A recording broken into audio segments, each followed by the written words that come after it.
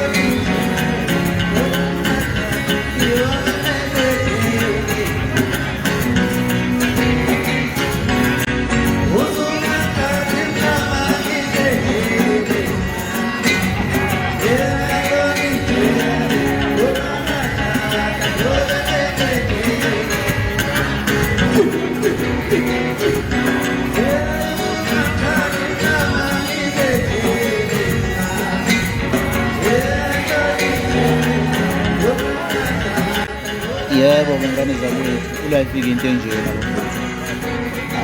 Akukhali USB, akukhali CD, kodwa ikhala emlonyeni, ikhala ama-drums Life, ikhala isiginci Life. Kodwa into iphuma ibe mnandi. Wena wazi isicathamile, mawuzokwazi isicathamile ukuthi sishawa kanjani. Isicathamile suke sishawa Life isicathamile. La ngikhona-ke ukuthi bafethu ngibonga kakhulu futhi ngethuba lena ngokubambisana nangokuhloniphana bafethu. Nesupport enipha le channel bafethu, niqhubeke niphe, ningapheli amandla, ningapheli umoya. uNkulunkulu asandisele la sithatha khona, asivulele nezinhlanhla zethu kulunge la sifisa kulunge khona. Bafethu umuntu ngabantu, ngohlezi ngisho lonto ngishumela futhi lo gama. Nanokuthi-ke amandla abadliwa, amandla umuntu kwaZulu esaphila nje ubona nje ngincoma lenkunzi yakwaKhuba ngoLife wayo. Hayi ukuthi mhlawumbe ngithumile noma ngithengile, cha. Ngikhuluma nami into engiyibonayo njengesakhamuzi sase-South Africa, njengomuntu obukayo, njengomuntu onalo ulwazi emculweni kaMaskandi. Bangane zakwethu engingakucela kakhulu ukuthi siqhubeke, sibambisane, ningisupporte, nikhomente, nishare amavidiyo, usho nawe ukuthi ubona kanjani lokho engikushoyo, ukuthi ngoba ngithi lenkunzi iyinkunzi kuLife, wena ukubona kanjani lokho. Ngiphinde ngibonge nje kakhulu ngesikhathi senu bafethu, nibe nosuku oluhle. Amen.